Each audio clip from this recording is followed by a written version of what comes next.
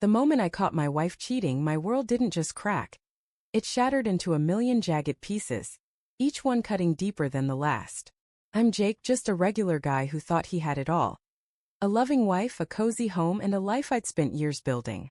5 years ago, I walked away from it all without a word, disappearing like a ghost. Now she's found me, and I'm forced to face the wreckage I left behind. Let me take you back to where it all began. I met Sarah in college, her laugh lighting up a crowded lecture hall like nothing else mattered. She was bold, with this wild spark in her eyes that made me feel alive. We were young, stupidly in love, and after graduation, we built a life together in a small suburban house with a creaky porch and a backyard we dreamed of filling with kids someday. I worked as a mechanic, hands always stained with grease, while Sarah taught at the local elementary school.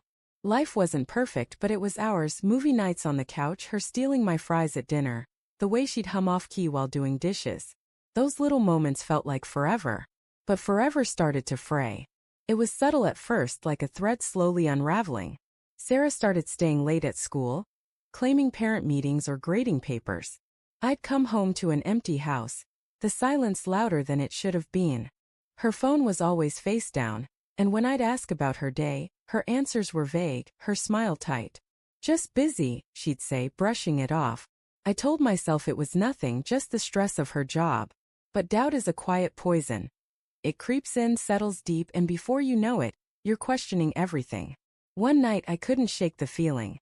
It was like a weight pressing on my chest, heavy and unyielding. Sarah said she was meeting a colleague to plan a school event, but something in her voice, too casual, too rehearsed, made my skin prickle. I don't know what possessed me, but I followed her. My truck rumbled behind her car as she drove past the school, past the coffee shop she mentioned, and into a part of town we rarely went. She pulled into the parking lot of a dim-lit bar, and I watched, heart pounding, as she walked inside. I sat there for an hour, gripping the steering wheel, telling myself to drive away. But I couldn't. When I finally pushed through the bar's heavy door, the smell of stale beer hit me, and there she was, my Sarah, tucked in a corner booth, laughing with a man I'd never seen. His hand was on hers, their faces too close, her eyes sparkling in a way I hadn't seen in months. My stomach twisted, and for a moment I couldn't breathe. I didn't confront her. I just stood there, invisible, watching my life crumble. When I got home, I sat in the dark, replaying every moment of our marriage. Was it me? Was I not enough? The questions clawed at me, but worse was the memory of her laugh, so carefree with him, so different from the strained smile she gave me. When she came home, smelling faintly of his cologne, I couldn't hold it in. "Sarah," I said, my voice low, trembling. "Where were you tonight?" She froze, her purse still in her hand. "I told you I was with Lisa, planning the spring fair." "Don't lie to me." The words came out sharper than I meant, and her eyes widened. "I saw you. At the bar. With him." Her face crumpled, but not with guilt, with defiance. "You followed me?" she snapped, like I was the one who'd betrayed her. "You don't trust me?" "How could I?" I shouted, my voice breaking. "You were with another man, Sarah." Laughing, touching him like I don't even exist. She didn't deny it. She just stood there, lips pressed tight, eyes glistening. "Jake, I didn't mean for it to happen," she finally whispered. "It was a mistake. I was lonely, and you were always working, and—" "Don't—" I cut her off, my chest heaving. "Don't make this my fault." I wanted to scream, to beg her to take it back, to make it untrue. But the truth was there, raw and ugly, tearing us apart. I didn't sleep that night. By morning I'd made up my mind. I couldn't stay in a house that felt like a lie, in a life that wasn't mine anymore. I packed a bag, left my wedding ring on the kitchen counter, and walked out. No note, no goodbye, just silence. I drove across the country, from Ohio to a small coastal town in Oregon, where no one knew my name. I got a job fixing boats, lived in a one-room apartment, and tried to rebuild a life from the ashes of the one I'd lost. But the pain followed me, a shadow I couldn't outrun.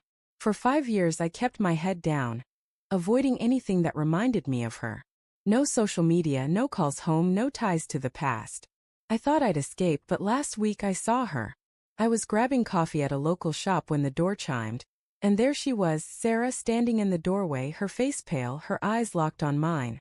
She looked older, worn, like the years had been heavy on her too. "Jake," she said, her voice barely above a whisper. I've been looking for you. I froze, my coffee cup burning my hand. Why? I managed my throat tight. I needed to find you, she said, stepping closer, tears brimming. I messed up. I know I did. But I never stopped loving you. I've spent years trying to fix what I broke. Her words hit me like a wave, stirring up all the hurt I'd buried. Part of me wanted to believe her, to fall back into the life we had. But the other part, the part that still felt the sting of her betrayal, knew I couldn't. You don't get to do this, I said, my voice steady despite the ache in my chest. You don't get to show up and rewrite the story. You broke us, Sarah. And I had to learn how to live with that. She cried then, soft sobs that made my heart twist. But I didn't reach for her. I couldn't. I'm sorry, she whispered, but it wasn't enough. Never would be. I walked away, leaving her standing in that coffee shop, the same way I'd left our home 5 years ago. I didn't look back. Some wounds don't heal no matter how much you want them to. And as I stepped into the salty Oregon air, I realized I wasn't running anymore. I was choosing myself, scars and all, and that was enough.